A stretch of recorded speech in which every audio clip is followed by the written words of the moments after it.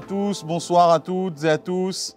Bienvenue pour cette soirée d'information pour le projet Mitzpe Yehuda, la nouvelle ville d'Israël, pour laquelle nous sommes réunis ce soir. Vous avez été nombreux à chercher à avoir donc, des informations sur ce merveilleux projet.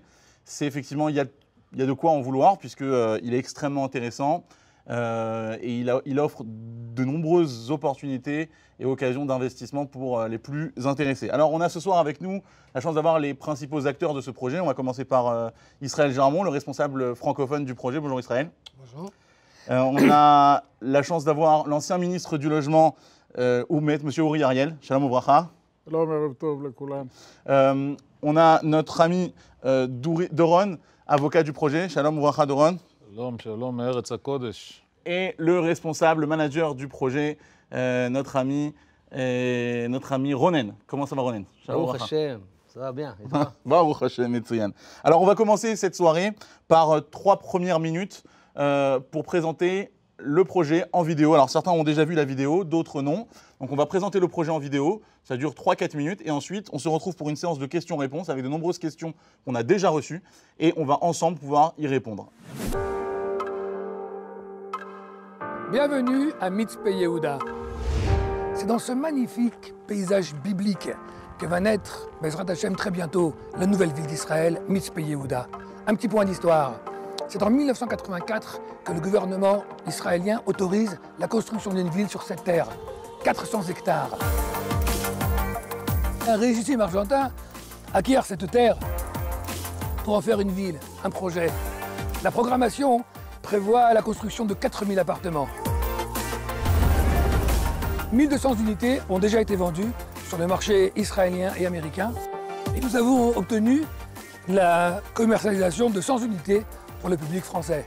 Ce projet est une opportunité incroyable, autant pour les investisseurs que pour les pères de famille soucieux de l'avenir de leurs enfants, et ce pour plusieurs raisons. Tout d'abord, la proximité de Jérusalem.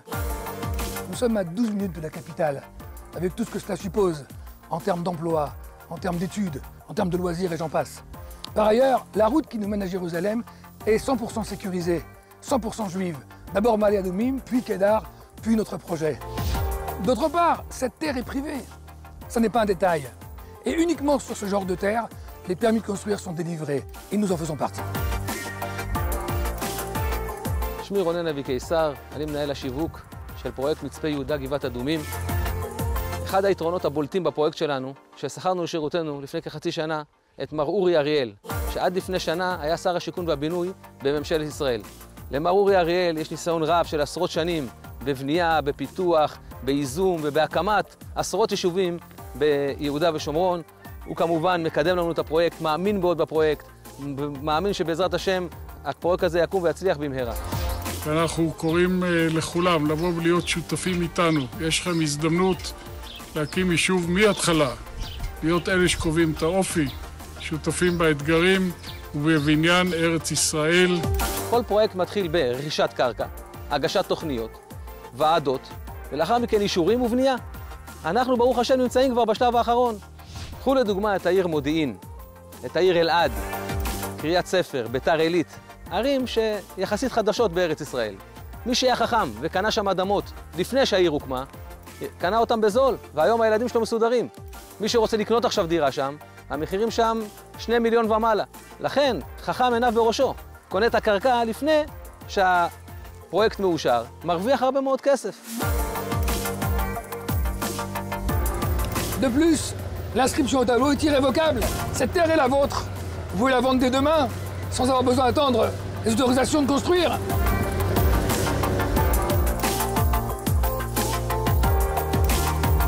Voici les plans de Mitzpe Yehuda. Comme vous le constatez, quasiment la moitié de la ville est consacrée aux espaces verts et aux enfants. Il y aura également des écoles, des synagogues, des centres commerciaux, des restaurants, une vraie ville. Le gouvernement a déjà décidé d'en faire une ville. On a déjà défini les contours. Ce terrain a pour vocation l'habitation et rien d'autre. C'est le souhait du gouvernement, c'est notre souhait et c'est ce qui sera Bezrat Hashem. Quelques mots sur ce qui nous entoure. Mishor Adumim, à 2 pas d'ici, se construit le plus gros centre commercial pour le design et l'ameublement d'Israël. Se construit également un parc d'attractions couvert, le plus grand d'Israël. Jetez un coup d'œil, montrez-le à vos enfants, c'est là qu'ils joueront demain, c'est splendide. Nous vous proposons l'acquisition de votre parcelle de terre en Eretz Israël, inscrite au cadastre dans la nouvelle ville d'Israël pour seulement 36 000 €. Alors que la dernière expertise donne 50 000 € pour une parcelle de 100 mètres carrés. Bien sûr, par la suite, une fois les autorisations de construire accordées, il faudra ajouter le coût de construction, soit 150 000 €, ce qui veut dire un coût total de 186 000 € pour un appartement, moins de la moitié de ce qu'il vaut à Maladoumim, la ville avoisinante. Autant vous dire que c'est une opportunité exceptionnelle, comme il y en a peut-être une fois tous les 10 ans. Vous n'êtes pas sans savoir que les prix de l'immobilier israélien ont flambé ces 15 dernières années. Il est difficile de prévoir un bénéfice à Tel Aviv ou à Jérusalem au prix où sont les appartements aujourd'hui. C'est pour cela que les investisseurs à visée israéliens achètent des produits sortis de terre. Il n'y a que dans ce type de projet qu'on peut espérer doubler, voire tripler son investissement en quelques années. Le prix de 36 000 € comprend les taxes d'acquisition, les frais d'avocat et la commission vendeur. Vous n'avez plus rien à payer. Contactez-nous pour de plus amples informations et notre cabinet d'avocats francophone vous prendra en charge de A à Z.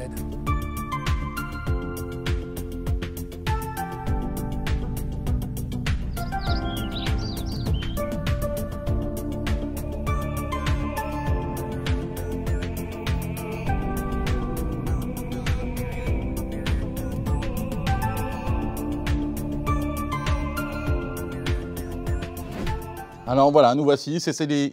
On a vu donc ensemble la vidéo qui présente le projet. On remercie d'ailleurs Israël Jarmon qui d'ailleurs est avec nous ce soir. Et Israël, première question, si vous pouvez nous présenter un petit peu, qu'est-ce que ce projet Mitzpe Yehuda? Comme on a dit dans la vidéo, il s'agit d'un terrain qui est à proximité de Jérusalem, qui est en passe de devenir constructible. C'est-à-dire qu'on attend une décision du gouvernement qui nous donne le droit de construire dessus 417 dunams, qui correspondent plus ou moins à 150 immeubles, 4000 appartements. Okay. Aujourd'hui, ce qu'on sait, c'est qu'une parcelle de 100 mètres carrés de terrain donne droit, par rapport au COS du terrain, à un appartement futur. Alors, ce n'est pas 100 mètres carrés de terrain, c'est 100 mètres carrés d'appartement en réalité. C'est la même chose. D'accord. On achète 100 mètres carrés de terrain, ce qui nous permet d'être inscrits au cadastre. Et avec ce droit, le jour où ça devient constructible, il y aura un appel d'offres pour choisir un cablan, et chacun participera au coût de construction auprès du cablan et aura un appartement. Donc le coût total, ce n'est pas 36 000 € évidemment. C'est 36 000 € plus que ça coûtera de construire et de viabiliser. Selon l'expertise, on parle de...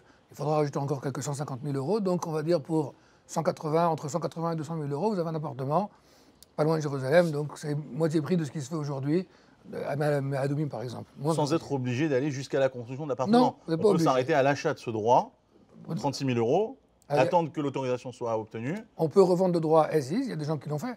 Une deuxième chose, c'est que le promoteur propose une formule où quelqu'un qui achète 4 unités, donc ça lui coûte aujourd'hui l'équivalent de 500 000 shekels, plus ou moins, le promoteur s'engage contractuellement à lui fournir un appartement. Il n'aura plus rien à rajouter. Et ça, il faut acheter 4.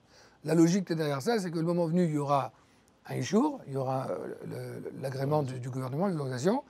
Il faudra lui rendre 3 unités sur 4. Donc lui, le promoteur, il récupère 3 unités, qui auront à ce moment-là une valeur bien plus grande qu'aujourd'hui. Et en contrepartie de quoi, il finance tous les frais de viabilisation et de construction. C'est une bonne affaire. Ça veut dire qu'aujourd'hui, on sécurise un prix de 500 000 shekels. L'inconnu, ça reste le temps. Mais malgré tout, même si ça prend 5 ans, acheter aujourd'hui un appartement à 500 000 shekels à côté de Jérusalem, c'est impensable. C'est pas le tiers du prix. À Maladoumim, ça coûte 2 millions, c'est le quart du prix. Donc ça reste une excellente affaire. D'accord, très bien. Alors justement, une question peut-être pour l'ancien ministre Uri Ariel, la question que tout le monde se pose. Quand recevrons-nous ces autorisations?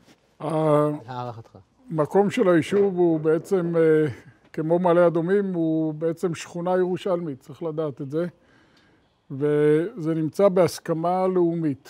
Ce que dit Uri Ariel, c'est la chose suivante. D'abord, il faut savoir que Jérusalem est construite de manière tentaculaire. C'est-à-dire qu'il y a le centre de Jérusalem et tout autour, il y a une nébuleuse de quartiers de Jérusalem. Donc ça, ce sera un quartier de Jérusalem. Comme tu dirais Guillot, comme tu dirais Maladoumim, etc. Donc ça, c'est une première chose. Une deuxième chose, qui est très importante, c'est que ce projet fait l'objet d'un consensus national. C'est-à-dire qu'il n'y a personne qui s'oppose, à part peut-être Meretz, mais bon, des franges de la population, mais il n'y a personne qui s'oppose dans le gouvernement aujourd'hui. Que ce soit Bennett, que ce soit Shaked, tout le monde est d'accord pour que ça se fasse. Il y a combien de députés qui sont derrière ce projet? Une quarantaine, je crois, non? אני חושב שאפשר לדבר על סדר גודל של כ-75 חברי כנסת שזה באמת 75. דבר מאוד מסיבי, מאוד רחב בהסכמה הלאומית של מדינת ישראל. Voilà, donc c'est un consensus quasiment national. C'est-à-dire que c'est une écrasante majorité de gens qui sont pour. Très bien. Donc, du donc, coup, par rapport à l'autorité- il a conclu pour dire que selon, du haut de ses 40 ans d'expérience dans la Siat Sibouri, c'est-à-dire dans le gouvernement et dans la chose publique, il pense que sous 1 an ou 2 ans, il y aura un chaud pour avancer dans la construction du projet. C'est plutôt Ça une va excellente nouvelle. C'est une excellente nouvelle. Quand on sait que ce genre de projet peut prendre plusieurs années, là on parle quand même d'un an ou deux, c'est une super nouvelle. Que ce soit clair, C'est hypothétique. c'est pas contractuel, personne ne peut s'engager aujourd'hui à ce. Mais bon, disons que c'est une opinion qui a son poids dans la mesure où il était ministre jusqu'à il y a moins d'1 an du logement, il sait de quoi il parle. Ici présent, c'est celui qui sait le mieux de quoi il parle en termes de décision gouvernementale, donc ça a son poids. Alors une question pour Ronen, manager du projet. L'évolution des prix du marché. Durant ces dernières années, on a vu donc les prix évoluer, que ce soit à Ma'ale Adoumim ou bien même sur les prix de ce srout dira, de ce droit à un appartement. Quelle est l'évolution des prix du marché et pourquoi investir aujourd'hui? Combien d'unités ont été vendues? Comment le marché évolue?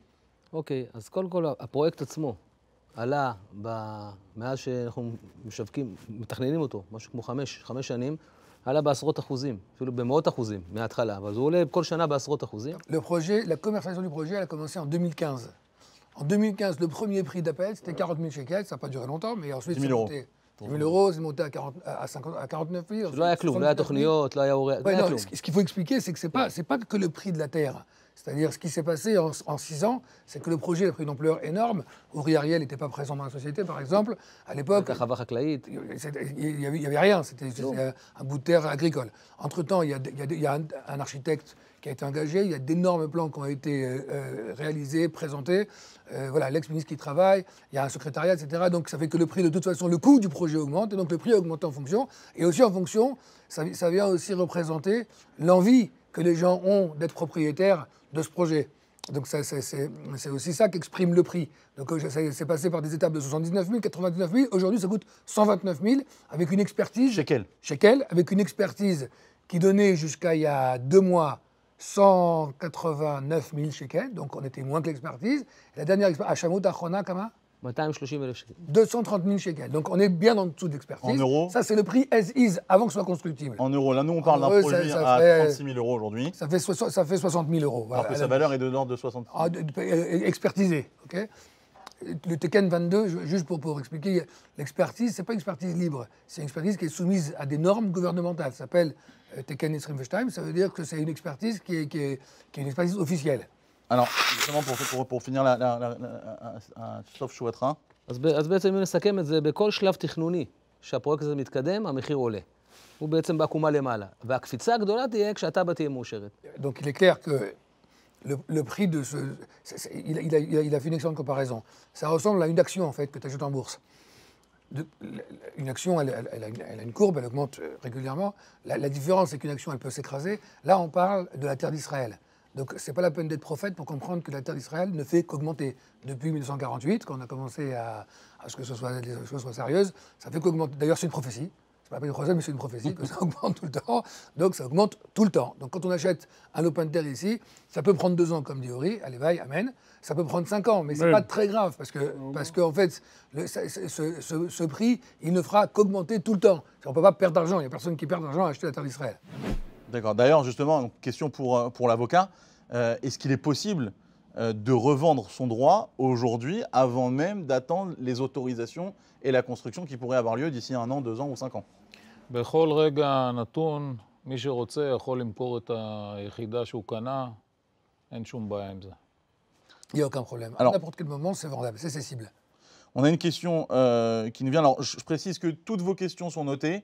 On y répondra peut-être un peu plus tard. Là, puisqu'on est en train de parler de cela, donc on va y répondre. Que se passe-t-il en cas de refus de construction? Est-ce qu'on récupère les 36 000 euros C'est quoi de refus de construction? si jamais il n'y a pas d'autorisation de construire?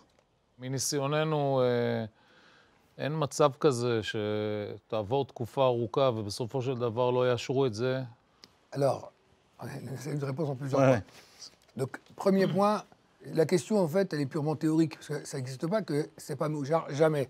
La question, c'est combien de temps ça peut prendre? Ça peut prendre du temps. Alors, si Uri a raison, ça prend 2 ans, tant mieux. Ça prend 10 ans, ça peut prendre 10 ans, c'est clair. Ça prend du temps, mais que ce soit jamais Mouchard, le pays d'Israël n'a pas le privilège, ne peut pas se permettre de ne pas autoriser un projet comme ça, dans la mesure où d'abord il y a une énorme Metsuka Dior, il y a un énorme manque d'appartements en Israël. Là aujourd'hui, il manque 100 000 appartements en Israël pour les jeunes couples. 100 000. Donc nous, on n'en a que 4 000. Il faudrait donner l'autorisation à 25 projets comme le nôtre pour pouvoir juste donner le besoin du moment. Donc ça, c'est pas une option. Ça prend du temps, mais au bout d'un moment, c'est Mouchard. Maintenant, le temps, il joue pour vous, comme on a dit, parce que Tarles, l'argent qui est investi sur la terre d'Israël, ben, il n'a pas d'usure. Au contraire, il fleurit. Ça, c'est une deuxième chose. Et un troisième point très important, surtout pour les francophones, c'est qu'il y a 3 exemptions dans cette affaire pour un étranger. La première, il n'y a pas de taxe d'acquisition, qui est de 6% quand on achète un appartement normal. Là, Yehuda Veshomron, parce que c'est Judée-Samarie, parce que le gouvernement veut promouvoir des projets dans cette région, il n'y a pas de taxe d'acquisition. Il n'y a pas d'impôt sur le bénéfice. C'est-à-dire que tu achètes aujourd'hui ton unité, on a dit 36 000 euros. Demain, il y a le jour, boum, c'est le grand jumping, ça se revend 100 000 euros. L'expert, il a expertisé à 100 000 euros si c'était aujourd'hui. Donc imagine que maintenant, dans 50 ans, le jour, ce sera peut-être 150 000 euros. Donc il y a un gros bénéfice. Mmh. Il n'y a pas d'imposition. Normalement, c'est 25% d'imposition. Et pour les Israéliens, on pose la question des taxes pour les Israéliens. Israéli, j'ai une machèvre, 25%. Israéli, 25% מהרווח משלו. Un Israélien, il paiera 25% d'impôt sur le revenu. Okay, et la troisième exemption, exonération, ça va être l'ashbacha. C'est quoi l'ashbacha? Quand un terrain en Israël, il change de nature, il change de vocation, il passe par exemple d'agricole à constructible, ou même quand il passe d'ailleurs de constructible 1 à constructible 2, ça coûte ce qu'on appelle la telashbacha, c'est-à-dire c'est une taxe sur l'amélioration du territoire. Okay, 50%. Donc il y a un expert qui vient et qui évalue le delta, et le gouvernement te prend 50% de ce delta. Ça peut être l'ashbacha. C'est énorme comme écart. Ici, il y a 0. Ça veut dire que le jour où on aura le jour, il y aura donc, normalement, il doit y avoir été l'ashbacha, c'est-à-dire une taxe sur l'amélioration, c'est 0. Donc c'est 3 exemptions. Ça veut dire qu'en vérité, il n'y a pas d'impôt. Donc c'est quand même une excellente nouvelle pour tous les passeports. Donc en fait, on résume, le prix des 36 000 euros, c'est un prix qui inclut absolument tout. Non. Même les frais d'avocat? Oui, ça inclut les frais d'avocat à l'achat, ça c'est clair. Il n'y a pas taxe d'acquisition, donc ça c'est facile. Ça n'inclut pas tout. Parce qu'à un moment donné, on va se retrouver dans une position où il y aura le Ishour, il n'y aura pas encore de Kaplan, mais il y aura des choses à payer. Par exemple, une quote-part de... Quand l'appartement, bon évidemment, ça c'est des bonnes nouvelles et c'est des problèmes de riches, mais le jour où il y aura d'appartement, il y aura 2% des Schnarrose. Il y aura 2% du prix de l'appartement à payer au Yazam qui a organisé, qui a orchestré tout ça et qui a travaillé pendant toutes ces années. Bon, donc à ce stade, pour parler des 36 000 euros, il n'y a rien d'autre à prévoir. Non, il n'y a rien d'autre à payer. Et il est fort à parier, c'est ce que dit Doran, que comment ça va se passer? À un moment donné, il va y avoir donc ce fameux Ishour. Il y aura une réexpertise du terrain. Donc à ce moment-là, par exemple, ton lopin de terre que tu as payé 36 000 euros, il sera réévalué à 100 000 euros. On va dire que c'est demain matin, ok, 100 000 euros. La banque, elle va nantir ces 100 000 euros. En contrepartie de quoi, elle va prêter à chaque propriétaire de quoi construire, de quoi payer sa quote-part de construction. Donc finalement, il y a de fortes chances que ce soit ces 36 000 euros, la totalité des fonds propres à payer sur ce projet. Tu as compris comment ça se passe? Puisque cette valeur, 36 000, elle va être triplée ou voire quadruplée le jour où il y aura les jours. Et c'est cette valeur-là que la banque prendra en compte. Parce que c'est la banque que l'expert, c'est la valeur que l'expert donnera. Donc c'est les seuls fonds propres qu'il y aura à payer, a priori. D'accord. Ce que Ronen dit, c'est extrêmement important. Il n'y a pas de possibilité véritable d'extension de Jérusalem, à part dans cette direction vers chez nous. Parce que bon, les autres directions sont toutes prises. Là, on parle d'une terre privée de 417 dunam. Donc c'est cette fameuse terre qui donne le droit de construction à quelques 4000 appartements. À part ça, on est entouré d'encore 3500 dunam de terres qui ne sont pas privées, qui sont minales, qui sont gouvernementales. Donc comme une espèce de périphérique autour de nous. En tout, on parle de 4000 dunam, c'est-à-dire 400 hectares. 400 hectares, pour faire simple, c'est plus ou moins la taille de Ranana. Ah oui, d'accord. Oui, c'est une vraie ville. Ranana, c'est 90 000 appartements, donc c'est déjà une vraie ville, okay, à peu près. Donc c'est la seule possibilité de vraiment créer une extension et d'étendre Jérusalem dans une direction plausible. J'en profite pour citer le nouveau Premier ministre Bennett, qui a dimanche dernier fait son discours d'intronisation. Voilà. Et le premier problème qu'il a cité, c'est le problème du logement. Donc ça veut dire que c'est pas non plus... Et il a promis, entre guillemets. Et il a promis, bon, les politiciens, ils sont très forts pour promettre, mais en l'occurrence, il a déjà été élu, donc déjà, c'est déjà moins une promesse électorale. Il a déjà été élu, il était Premier ministre quand il a dit ça. Il a dit qu'il s'engageait à créer une nouvelle ville religieuse en Israël. Je ne vois pas de quoi il parle, à part notre projet. Donc, c'est une excellente nouvelle. Ouais. On est très content, on le remercie d'ailleurs, on en profite de le remercier. Très bien. Bah, écoutez, c'est super. Question pour Uri Ariel. On parle d'une région de Yehuda Veshomron. Est-ce que, justement, le nouveau gouvernement va plutôt aller dans ce sens? Ça, c'est la première des choses. Deuxième chose, qu'est-ce qu'il en est au niveau des autorisations sur cette région? Comment ça se passe? יש התחייבות של ראש הממשלה מר בנט לעשות את זה. Voilà, c'est ça. Donc c'est ce que je disais, mais là il a rajouté un point important. Donc il disait que Bennett s'est engagé à régler le problème du logement. Et en l'occurrence, il a parlé de faire une nouvelle ville. Et on sait que d'après Uri, il n'y a à sa connaissance aucun autre projet d'une nouvelle ville dans les États de Jérusalem, à part Mitzpe Yehuda. Donc il n'a pas dit Mitzpe Yehuda parce que bon, il ne fait pas de la pub. mais a priori, il n'y a pas d'autre projet qui correspond à ce dont il a parlé. Et qu'en est-il justement le fait que ce soit dans cette région? Est-ce qu'on est plus dans un problème, le fait d'être dans Yehuda Veshomron avec le nouveau gouvernement, plutôt que d'être dans... עצם העובדה שאנחנו נמצאים באזור יהודה ושומרון. זה מהווה בעיה מאוד קטנה, אני חושב. J'explique Uri Ariel, c'est très important. Bon, d'une part, il n'y a aucun problème à ce que ce soit des lignes vertes. Là, il nous a parlé de Shinouï, de Yesh Atid, donc c'est Lapide. Il nous a parlé du Likoud. Bon, c'est un consensus quasiment général. Tout le monde veut le faire. Et par ailleurs, là où c'est positif, ce qui peut se passer, c'est que par exemple, Bennett et Yair Lapid, ils se sont engagés à construire une ville de Bédouins. Il y a un problème avec les Bédouins en Israël. Ils sont installés de manière très sporadique, très désordonnée, et on essaye de leur donner une forme. Donc si jamais le gouvernement décide de donner une ville aux Bédouins, c'est évident que pour équilibrer une décision pareille, ils seront enclins à créer de nouvelles villes juives. D'accord. On rassure quand même nos auditeurs. On est en train de parler de Yehuda Veshomron. On rassure quand même, comme l'expliquait tout à l'heure Ronen. Faut savoir que faut expliquer un petit peu comment ça se passe en Israël et surtout à Jérusalem. D'une rue à une autre, des fois, on passe d'un quartier juif à un quartier arabe. D'une orientation à une autre, en quelques mètres, quelques kilomètres, on est tout de suite dans un quartier arabe. Donc, ce n'est pas parce qu'il y a une orientation, en tout cas, on serait situé dans ce qu'on appelle les territoires, que c'est pour autant quelque chose de dangereux. Il faut préciser que la ville est située à côté de Maaladoumim, que la route est 100% juive et sécurisée. Ce n'est pas du tout comme dans d'autres villes comme Bétar ou autres, où là, pour le coup, on passe carrément dans les villages arabes, etc. Ce n'est pas le cas. Mais pas que Bétar. Kfar Saba, c'est plus proche de Kaskilia que nous, d'une Kfar ville Saba arabe. qui est à 2 pas de Et là, Ranana. c'est Ranana, c'est pareil. Même Ranana, si je prenais une carte et que je mesurais, je pense qu'on est plus proche d'Arabe que Mitzpe Yehuda. Il n'y a pas de ville arabe autour de Mitzpe Yehuda. Même à Harish qui a été construit il n'y a pas longtemps, il y a des soucis Harish, c'est avec la collé ville. aux Voilà. Arabes. Voilà. C'est collé aux Arabes. Donc ça, c'est une coexistence. Bon, bah, ça, c'est le lot de médias d'Israël. C'est comme ça qu'est fait Mais Israël. en l'occurrence, Mitzpe Yehuda, ce n'est pas le cas. Il n'y a pas de voisins, il n'y a pas de ville arabe autour de Mitzpe Yehuda. Même dans Ni sur Jérusalem. la route entre Jérusalem et Mitzpe Yehuda, il n'y a Ouais. pas de ville arabe. Même dans Jérusalem, moi pour ma part, j'habite à Ramoth, d'accord? Et ben ça a beau être Jérusalem, on paye la Arnona à Jérusalem, et pourtant on est considéré comme derrière la ligne verte. Donc ça ne veut pas dire grand-chose aujourd'hui. Oui, ça ne veut rien dire. Voilà. Voilà, Ramoth, c'est un excellent exemple. Voilà. Question pour l'avocat, Doron. Que vaut ce droit aujourd'hui? Est-ce qu'il vaut quelque chose? Est-ce qu'on a dit qu'on pouvait le revendre? Mais qu'est-ce qui vaut? Quelle est sa valeur aujourd'hui? Il est inscrit au tableau? Comment ça se passe? אנחנו מדברים פה על רישום אבסולוטי של הקרקע.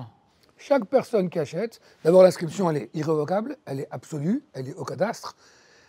C'est pas du Il y a vent. eu- Mais non, c'est pas du vent du Voilà. tout. Non, voilà, pour répondre à ta question, j'ai compris ce que tu veux en venir. Parce que c'est vrai qu'il y a des gens, j'ai vu, qui ont écrit, est-ce que c'est une arnaque? Donc on va la faire d'ouri à l'israélienne, tu vois, on va pas tourner autour du pot. C'est quoi la définition d'une arnaque? Est-ce que la question, est-ce que c'est vraiment une arnaque? Ça veut dire, on prend l'argent, on se sauve, et t'as rien du tout, et t'as acheté du vent. Mais c'est clair que chas v'shalom, c'est pas une arnaque. Ici, il n'y a que des gens propres, des gens bien, le promoteur, l'avocat, enfin bref. Bon, Tout se fait de façon officielle chez un avocat. mais évidemment, c'est pas une arnaque. Maintenant, si la question c'est de savoir, est-ce que si dans 5 ans, il n'y a pas 10 jours, quelqu'un qui considère que c'est une arnaque, il se trompe dans la question. C'est pas une arnaque. Si dans 5 ans ou dans 7 ans, il n'y a toujours pas de jours, ça ne s'appelle pas une arnaque. Ça s'appelle qu'il y a des gens qui bossent, ça s'appelle qu'il y a des problèmes, ça s'appelle que c'est Israël, et que prendre 7 ans, ça aura pris vite. Mais ça ne s'appelle pas une arnaque. En l'occurrence, on nous a parlé de 2 ans. Hein. Oui, 1 an ou 2. Hein. Mais Non, moi, je le répète. Je la joue pessimiste D'accord. parce que moi j'en ai acheté, et je me suis dit quand j'ai acheté, je me suis dit ça prend 10 ans que je suis acheteur parce que je sais que je connais l'immobilier, je connais bien l'immobilier israélien. Tu achètes aujourd'hui un appartement à Ranana, dans 10 ans tu fais ni x3 ni x2. Là, tu peux faire. Okay, d'accord. Là, on parle d'un produit où si c'est Mouchard dans un an, je fais déjà x3, puisque je passe de 36 000 euros à 100 000 euros. Donc, en termes d'immobilier, d'affaires immobilières, c'est clair, c'est une bonne affaire. Voilà. Mais si quelqu'un pense que si dans 5 ans, il n'y a pas de jour, c'est une arnaque, alors il se trompe dans la définition du mot arnaque. Mais ce n'est pas pour autant une arnaque. C'est une affaire propre, elle est inscrite au tableau, voilà, comme l'a confirmé Doron. Alors, est-ce que je suis obligé, peut-être Israël, d'attendre les autorisations pour pouvoir profiter donc de la construction de cet appartement? Est-ce que je suis obligé d'attendre ou bien je peux revendre dès le lendemain? Aujourd'hui, j'achète. Est-ce que je suis obligé d'attendre la construction? Pas du tout. C'est cible immédiatement en tant que droit.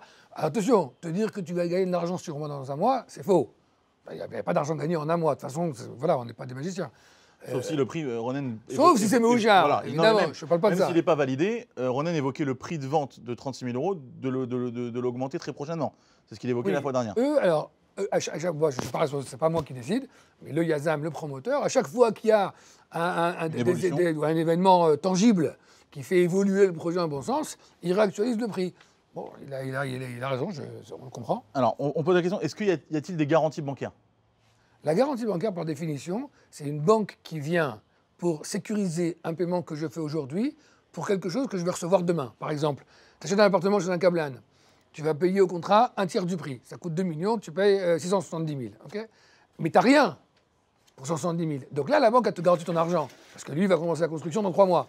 Mais nous, quand on paye 36 000 euros, on reçoit l'inscription au cadastre avant que le Yazam, que le promoteur encaisse l'argent. L'argent est en séquestre chez Doron, jusqu'à que le droit soit inscrit. Donc, il n'y a pas besoin de garantie bancaire, puisque ce que tu achètes, tu l'as. Tu le reçois. La garantie bancaire, c'est pour protéger de quelque chose que tu payes et que tu ne reçois pas, comme des frais de construction, par exemple. Tu ne sais pas encore, tu payes un appartement, il n'est pas encore construit. Donc là, il y a une banque qui doit te garantir. Mais là, tu n'achètes pas de construction. On achète quelque chose de réel, en fait. On aura une garantie bancaire quand? Le jour où il y aura les jours, il y aura un appel d'offres Kablan. On signera tous en face d'un Kablan. Ce jour-là, il faudra faire des paiements au Kablan. Bon, en l'occurrence, c'est la banque qui va le faire. Mais quelqu'un qui le fera en fonds propres, c'est possible aussi. Lui, il recevra une garantie bancaire du Kablan. Alors justement, on a une question de Alain Nakache qui nous dit, est-ce que les fonds sont déposés sur un compte bloqué réservé uniquement pour la réalisation du projet? Ah ben évidemment, c'est un compte dédié, cadastre, mais c'est une obligation, ça, juridique. C'est un compte cadastre dédié à ce projet. Uniquement pour ce projet. Uniquement pour ce projet. Une question qui justement est revenue, mais on a plus ou moins la réponse. Qui est le Kablan à ce stade? À ce stade, on n'a pas signé Kablan. Il n'y a aucun sens, il n'y a aucune possibilité aujourd'hui de signer un contrat Kablan pour la simple et bonne raison que les coûts de construction, en Israël et dans le monde entier, évoluent énormément. Donc il n'y a aucun Kablan qui peut s'engager aujourd'hui pour une construction qui aura lieu dans un temps futur, dans un T+1. C'est pas possible, ça. Par contre, ce qui s'est passé, qui est intéressant, il y a un Kablan, un très gros Kablan en Israël qui s'appelle Amana, que les gens ne connaissent pas beaucoup, mais qui est énorme, qui doit être le plus gros Kablan israélien. En fait, c'est une coopérative qui a été créée par le gouvernement après la guerre des 6 jours. Quand il y a eu la guerre des 6 jours, Israël a annexé un énorme territoire, donc c'est les fameux territoires annexés, dont Meladomim, dont nous, enfin bref. Aujourd'hui, ça représente un quart du territoire israélien, ce qu'on appelle les territoires annexés, et 500 000 juifs, juste pour te situer. C'est pour répondre aussi, by the way, à une question, est-ce qu'on peut demain les rendre... Ça n'a aucun sens, ok? C'est 500 000 juifs qui y habitent. C'est Ariel, c'est tout le Shomron. Maintenant, pour construire ce Shomron, il y avait un petit problème politique, c'est que c'est pas clair. C'est à toi, c'est pas à toi, c'est un peu comme le Golan, tu vois. Donc, qu'est-ce qu'ils ont fait le gouvernement? Ils ont été intelligents, ils ont créé un Kablan qui est une coopérative qui appartient en fait aux gens du Shomron, mais bon, qui a une existence propre et une activité propre. C'est dirigé aujourd'hui par un monsieur qui s'appelle Zambish, qui est un bonhomme de... C'est un bulldozer, d'ailleurs, sans faire jeu de mots, mais c'est un vrai bulldozer. Il a plus de 60 ans, hein, donc il a construit, je ne sais pas, Amana Kama Dirot Mbanu Bashomron, Caché Harir. C'est vrai, Uri Aya, il était PDG de Amana pendant des années, donc il connaît bien le... Zambish. Des milliers d'appartements. Eux, ils se sont intéressés au projet, ils ont vu le terrain, ils sont tombés amoureux du terrain et de l'endroit, bon ça c'est facile. Et du coup, ils ont signé des accords avec le promoteur, mais c'est pas un contrat Kablan, hein, des accords qui font que d'une part, ils se sont engagés à viabiliser en partie le terrain un petit peu, créer une ferme, il y a une ferme agricole, il y a une ferme animaux, il y a une existence. Là, ils sont en train de mettre une caravane avec quelques familles. Ils savent que politiquement, c'est très important que l'endroit soit vivant. Il ne faut pas que ce soit un bout de sable. C'est psychologique, ça n'a aucun intérêt. Alors, psychologique. Justement, ce terrain, Il y a des gens qui nous posent la question, peut-être on poserait la question à Uri Ariel, est-ce qu'on parle comment dire, est-ce qu'on peut construire une villa? Est-ce qu'on peut construire ce qu'on veut? Est-ce qu'on peut y faire une salle? Est-ce qu'on peut y faire un magasin? À quoi est dédié ce terrain? בעיקר, 90% כמה לא, בתוכניות. זה הכל On peut רבוי. d'ailleurs préparer peut-être les plans, quelques plans, on a quelques visuels de plans qui sont... Toute la construction, pour ce qui est de l'habitation, elle est en immeuble. Il n'y a pas de possibilité de faire de villas et de cottages, etc. C'est des immeubles. Ça, c'est la מה première זה chose. קטע של... בוודאי שיהיה מסחר. Ah, bah, bien, badaï. ש- Ok. Donc il y aura aussi des droits de construction pour tout ce qui est commercial et bureaux, et il y aura une possibilité qui n'existe pas aujourd'hui. Elle n'existe pas, cette possibilité, parce qu'aujourd'hui, on ne connaît pas dans le COS la teneur du commercial, combien de commercial, etc. Donc ce n'est pas quelque chose que le Yazam il va s'engager aujourd'hui à vendre sans savoir qui peut fournir la marchandise. Mais il y aura un jour, évidemment, des centres commerciaux, du commercial, qui seront à la vente également, ce qui sera très... En tout cas, c'est pas ce dont on parle aujourd'hui. Non, on ne parle pas de ça, on parle Soit que clair. d'habitation et on parle que d'immeubles. Alors, justement, si on peut, est-ce qu'on a quelques images de plans? Et j'en profite, Uri Ariel, pour poser la question avant cela. Où en sommes-nous au niveau de l'eau, de l'électricité, de quelques règles d'urbanisme minimales qu'on pourrait avoir dans ce genre de ville? On ne parle pas d'un petit projet, quoi. אנחנו בקשר עם חברת חשמל, היה בשטח יושב ראש חברת החשמל עם מנהל המחוז, ניתנו הוראות תכנון. Donc en termes de viabilisation, il y a 4 gros acteurs. Il y a l'électricité, l'eau, les égouts et la route. Le PDG, enfin Yochev Rosh, c'est plus que le PDG d'ailleurs, de la Chevrat Hachmal de l'électricité était sur le terrain, ainsi que celui de Mekorot, sa société qui s'occupe d'amener l'eau, et ainsi que Giron. Giron, c'est la société qui fournit le biouf, c'est-à-dire le tout à l'égout, à la ville de Jérusalem. Donc ces 3 acteurs-là, ils étaient sur le terrain, ils ont commencé à faire les évaluations, comment ça se passe. Bon, il faut savoir que tout ça, ça arrive à Kedar. Kedar, ça doit être à quelques centaines de mètres de chez nous, donc c'est pas non plus de Jérusalem que ça doit venir. Okay, donc ça c'est clair. La route, qui est un élément extrêmement important, il y a une route, la route numéro 80, qui va relier Mishor Adomim jusqu'à Arad à la fin. Pour l'instant, ils sont en train de l'accorder. Et elle passe par chez nous. Et j'ai vu moi, le tracé de la route qui a été déposé au gouvernement, le tracé de la route prend en compte Mitzpe Yehuda. C'est-à-dire, tu vois, c'est une route comme ça toute droite. À un moment donné, qui fait un petit S, comme ça, qui fait un petit... C'est Mitzpe Yehuda. Donc ils savent que ça existe. Et dans le tracé de la route, ils ont pris en compte notre petit village de Mitzpe Yehuda. Donc c'est très positif, évidemment. Et du coup, ça fait que de Jérusalem jusqu'à Mitzpe Yehuda, on va dire 20 minutes, peut-être même moins, enfin c'est une autoroute. Il y a Mishor Adomim, Maladomim, Mishor Adomim et Mitzpe Yehuda. Donc voilà, tu as compris. Un quart d'heure, 20 minutes, quand ça roule bien. Et des bus, etc. Quelqu'un qui habite à Mitzpe Yehuda. En tout cas, c'est plutôt positif. Tout est déjà en train d'être mis en voilà, place. c'est en train de mis en Quand place. on parle surtout du tracé des routes, j'imagine qu'on est quand même dans un stade avancé du projet. Oui, mais c'est clair. Mais ça fait des dizaines d'années que c'est un sujet qui est sur la table. On n'a pas commencé hier. Donc c'est clair.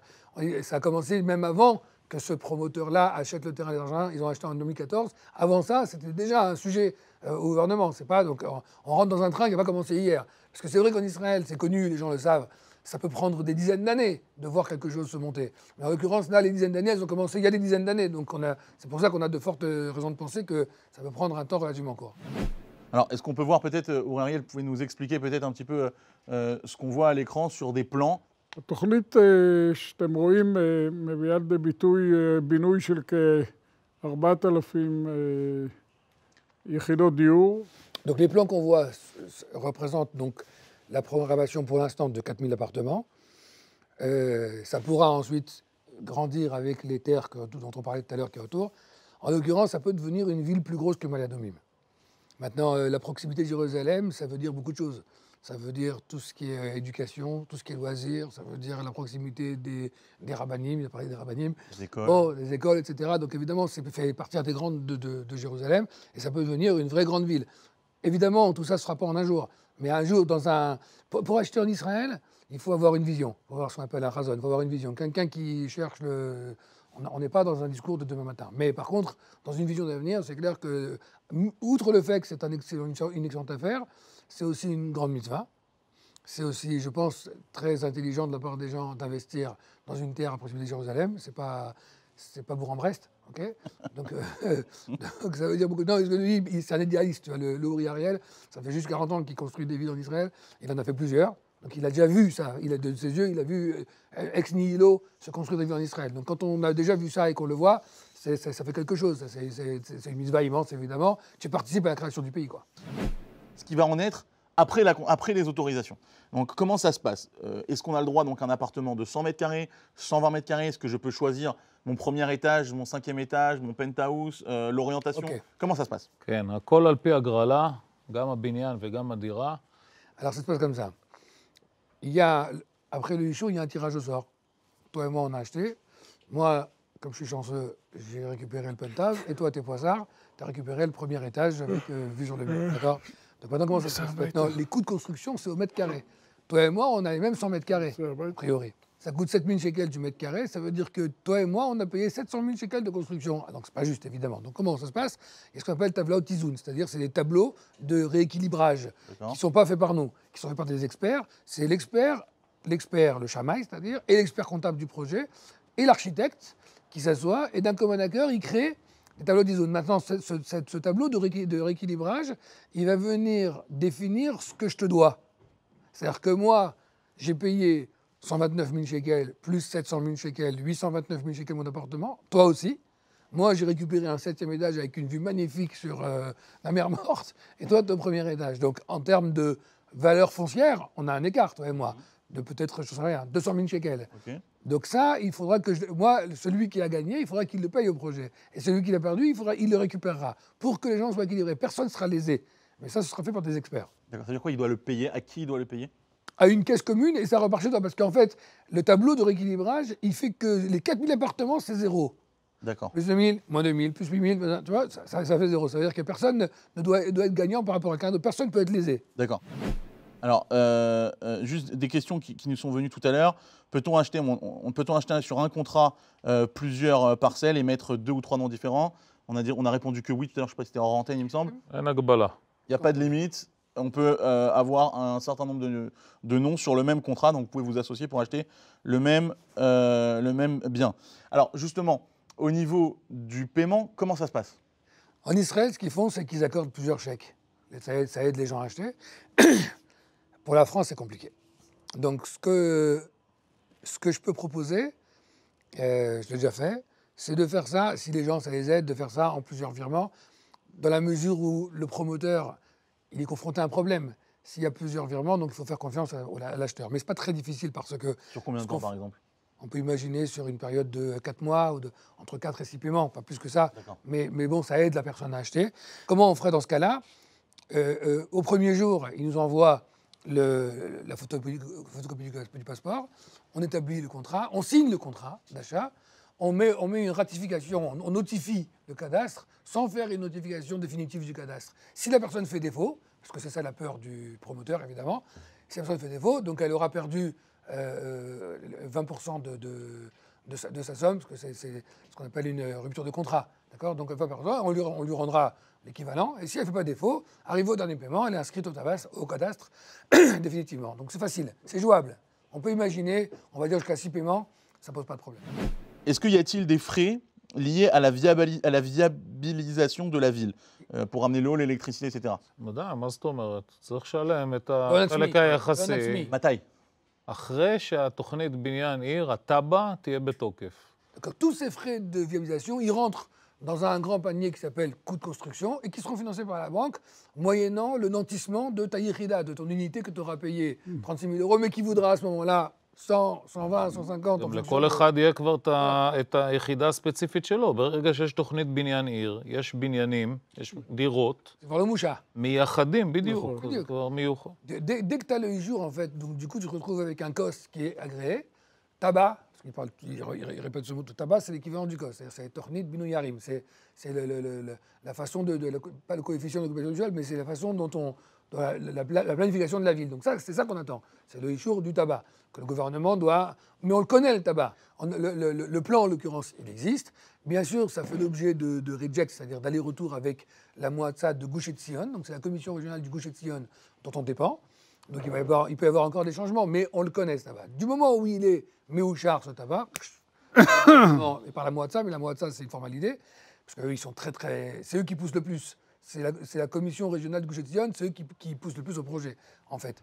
Et du moment où c'est... À ce moment-là, on sait exactement où on habite. Toi, tu sais que dans l'immeuble numéro 27, appartement numéro 14, donc tu connais l'appartement, on sait quels sont ta cote-part de coût, donc on connaît ton prix. Dans cette quote-part, il y a tout. Il y a l'eau, les égouts, l'électricité, la construction, évidemment, etc., etc. Et c'est ce qu'on fera, c'est ce que la banque financera, en fait. Ok, ça a le mérite d'être clair. On va conclure dans quelques instants donc, cette soirée d'information. On va essayer de résumer très rapidement les questions qui sont revenues à plusieurs reprises, à savoir, il s'agit, bon, pour les gens qui sont venus un petit peu plus tard, etc., il s'agit de l'achat d'un droit à un appartement, pour la construction d'un appartement de 100 mètres carrés, 120 mètres carrés. Ce droit-là, aujourd'hui, est inscrit au cadastre israélien. Le prix, depuis de nombreuses années, ne fait qu'avancer, ne fait qu'évoluer. Là, on est quasiment en phase. Il y a déjà quand même, il faut le préciser, on ne l'a pas dit, mais il y a quand même 1500 unités qui ont été vendues sur 4000. C'est pour dire déjà une force ça a du poids au niveau aussi politique, puisque lorsque les politiques savent qu'il y a déjà derrière 1500 acheteurs derrière ce projet, ça vient donner du poids et ça vient donc nous donner toutes les chances de pouvoir aboutir aux autorisations. Il faut savoir une chose. Le fait qu'il n'y ait pas l'autorisation à ce stade n'est pas un défaut, n'est pas une tare. Au contraire, c'est ce qui rend le projet intéressant, puisque s'il y avait eu l'autorisation, le prix aurait déjà été multiplié par 3. Donc ça n'aurait pas été si intéressant que ça. D'ailleurs, quand les gens achètent un appartement, ils achètent un appartement avec ce prix, entre guillemets, qui est déjà inclus, mais bien plus cher. Donc là, aujourd'hui, le fait d'être aux prémices de ce projet en amont, ça nous permet de pouvoir obtenir 3 fois moins cher ce premier droit et on n'est pas obligé d'attendre, on le répète, la fin de la construction qui pourra prendre X années, impossible de le savoir, même si Uri Ariel, qui est derrière et qui pousse ce projet, qui est le manager du projet derrière, il nous a affirmé que compte tenu de tous les contacts qu'il a, tous les contrats qui sont signés, toute l'avancée, le tracé des routes, la partie politique, absolument tout, fait que d'après lui, d'ici 1 an ou 2 maximum, les autorisations devraient être obtenues. Donc c'est extrêmement positif. Entre guillemets, le risque peut être pris puisque ce n'est pas de l'argent qui est jeté en l'air. On achète encore une fois quelque chose de concret. Le prix ne fait qu'évoluer. Ronen nous évoquait tout à l'heure le fait que le prix de ces 36 000 € va aussi augmenter prochainement, comme il a augmenté depuis ces quelques temps. Ils ont commencé à 2 000 $, il nous a dit 2015. Hein, 2 000 $. 40 000 shekels en 2015. 10 000 €, pardon. 10 000 € en 2015. Aujourd'hui, il en fait 36 000 et il compte très rapidement augmenter le prix. Donc voilà, les choses sont plutôt au vert. On a plutôt des bonnes nouvelles. La personne qui voudrait acheter plusieurs de ces parcelles. Moi, je préconise... Alors, qu'est-ce qu'il en est en gros, est-ce qu'il y a une réduction? Est-ce qu'il y a une affaire à faire si une personne en prend 3, 4? On a eu des cas de personnes qui voulaient en prendre 4, 6. Comment ça se passe? D'abord, si elle en prend 4, on rentre dans le cas du deuxième contrat, c'est-à-dire le contrat pour 4 appartements. Ce que je vous ai expliqué tout à l'heure. On peut le réexpliquer brièvement, c'est très simple. Sans rentrer dans les détails des intérêts pour chacun, juste. Le promoteur, il propose la chose suivante. Quelqu'un qui achèterait 4 unités, donc on va faire simple, 36 000 x 4, d'accord? Il y a un prix pour quelqu'un qui achète 4 unités, mais peu importe le prix.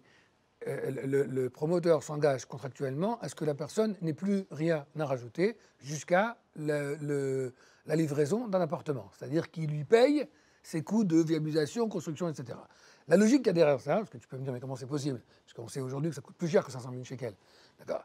La logique qu'il y a derrière ça, c'est que le jour où il y aura le fameux jour, la personne qui en aura acheté 4, il doit en rendre 3 au promoteur. On parle après validation. Après validation. D'accord. Il en rend 3, il en garde 1. Et moyennant les 3 parcelles qu'il aura rendues, on lui paye ses coûts de production. Donc c'est très intelligent, mais c'est en même temps limite vicieux. Pourquoi? Parce que le jour où il lui rend 3, la valeur de ces 3 pièces, de ces 3 unités, elle sera peut-être de 1,5 million. Mais le coût de construction, il sera peut-être de 800 000. Donc le promoteur, il fait une excellente affaire. Mais psychologiquement, aujourd'hui, quelqu'un qui achète 4, il est rassuré parce qu'il a un contrat signé contractuellement par quelqu'un qui lui dit « tu ne rajoutes plus rien, ton appartement, il coûte 500 000 ». C'est rassurant. Pourquoi? Parce que quand on achète un appartement à la construction, on dépend des prix des matériaux et donc Oui, le prix n'est pas figé. Évidemment, il n'est pas figé. Non, là, avec cette affaire-là, en fait... Ça, c'est figé, on fige. Voilà. Maintenant, ce n'est pas une obligation, c'est une option, c'est un droit. Ça veut dire que le jour où il y a les jours, il aura 90 jours pour venir dire « je vous en rends 3, payez-moi mes frais de construction » ou « je les garde, mes 4, je fais 4 appartements ». Et là, il se débrouille, fonds propres, banque, peu importe. Il fait 4 appartements. Ça, il n'est pas obligé, mais c'est intelligent de le faire. Ça, c'est une première chose. Pour répondre à la deuxième question, quelqu'un qui veut acheter 4, 5, 10, on a eu des gens qui ont acheté plusieurs. C'est pas ni le lieu ni le moment d'en parler. Ça, il faut faire un rendez-vous. Évidemment, quelqu'un qui achèterait 10 unités, on ne va pas lui faire payer le même prix qu'une unité. C'est normal. Ici, en Israël, le Yazam, le promoteur, il fait des prix en fonction de... Là, c'est vraiment... On s'assoit, c'est une affaire, on fait un rendez-vous, on donne du respect, on respecte quand même, on travaille. Donc, c'est sûr qu'il aura une réduction. Combien? C'est une négociation. Je ne suis pas le propriétaire, moi je suis que le responsable de la commercialisation, mais j'ai vu, parce qu'on a eu ce cas-là, Baruch Hashem, effectivement, la personne a eu une réduction conséquente. D'accord, bon, bah, c'est très clair. Juste une précision, monsieur, madame Citruc, vous avez dit que la vente a commencé en 2015, ça veut dire que ça fait 6 ans que le permis de construire a été demandé. C'est pas exactement ça, on en a parlé tout à l'heure avec Ronen. Il y a une évolution. En 2015, c'était pas ce qui était aujourd'hui. Bah, bien sûr. D'abord, quand ils ont commencé, il n'y avait ni Uri Ariel, ni architecte. Il n'y avait pas de projet, il n'y avait pas de plan. Il y avait le gouvernement qui avait dit ok, ici on veut une ville, mais il n'y a personne qui a pris le taureau par les cornes pour faire que ça se fasse. Aujourd'hui, on est en fin de projet en réalité. Bah oui, on est en fin de projet dans le sens où en 2015, il y a des Argentins qui sont venus, qui ont injecté beaucoup d'argent dans cette affaire, notamment pour acheter la terre, mais aussi pour faire ça. Ils ont engagé un premier architecte, qu'ils ont renvoyé ensuite. Ils ont engagé un deuxième bureau d'architecte. Ça coûte, l'architecte, c'est des millions de shekels. Il y a une dizaine d'ingénieurs qui bossent sur le projet, mais Tioul, mais c'est compliqué à faire ça. C'est une ville quand même. Hein. Donc c'est en cours. Mais là, on ne parle pas de permis de construire. Je veux dire, en France, peut-être que ça, c'est un point qu'il faut aborder. Il y a deux choses dans cette affaire. Il y a le tabac et il y a le éterminien. C'est-à-dire il y a l'obtention du COS et l'obtention du permis de construire. Nous, ce qu'on attend, c'est l'obtention du COS. Le permis de construire, c'est une formalité. Après, la forme qu'on va donner à nos droits, une fois que le gouvernement il m'accorde en l'occurrence, c'est 400 000 m² de droit de construire, la forme que je lui donne, ça intéresse peu le gouvernement. À part qu'on sait que la commission régionale veut voir des immeubles et pas des cottages, ça ils l'ont dit, donc c'est ce qu'on a fait. Okay, mais à part ça, que l'immeuble il soit triangulaire ou rond ou carré, ça n'intéresse personne. Donc ça, c'est une formalité, le permis de construire. Nous, ce qu'on attend, c'est l'agrément du tabac, du COS. Très bien. Juste pour répondre à un petit truc. Très bien. On va conclure. Dernière question. Pour l'achat de l'appartement, ensuite, comment obtenir un crédit? Ça, j'ai envie de dire chacun avec... C'est ce dont on a parlé tout à l'heure. Non, c'est pas chacun du tout. Comment ça va se passer? Non, pour l'obtention du crédit... Pour l'obtention du crédit, à un moment donné... Mais c'est le Kablan qui va aller voir une banque. Le Kablan, il va avoir ce qu'on appelle pardon. La personne peut... Est-ce que c'est vous qui allez vous occuper de monter le dossier et non. Il n'y a aucun problème. Il n'y a aucun problème. Ça fait partie de notre service. Il y a des sociétés en Israël aujourd'hui très organisées pour ça. Le Kablan lui-même, il va avoir ce qu'on appelle un livoui bancaï, un accompagnement bancaire. La banque qui va l'accompagner, elle va nantir les terrains des gens qui vont à part ça, il faut encore que le bonhomme, il passe une commission d'obtention de crédit. Il y a des gens, on ne peut pas leur prêter d'argent. Quelqu'un qui n'a pas de revenus, la banque, je ne suis pas magicien. Mais si il a des revenus normaux et que comme ça se fait dans tout le pays, il n'y a rien de différent entre ça ou Tel Aviv et Jérusalem. Okay, donc on s'occupera, on les aidera évidemment à le faire. Question très intéressante qu'on n'a pas posée mais qui est essentielle. En combien de temps se fait la construction? Alors d'abord, la ville ne se construira pas d'un coup entièrement. Il va y avoir une priorité pour ce qui a été vendu, évidemment. Donc là, en l'occurrence, on est à 1000 et quelques unités, donc c'est ce qu'on va construire en premier, d'une part.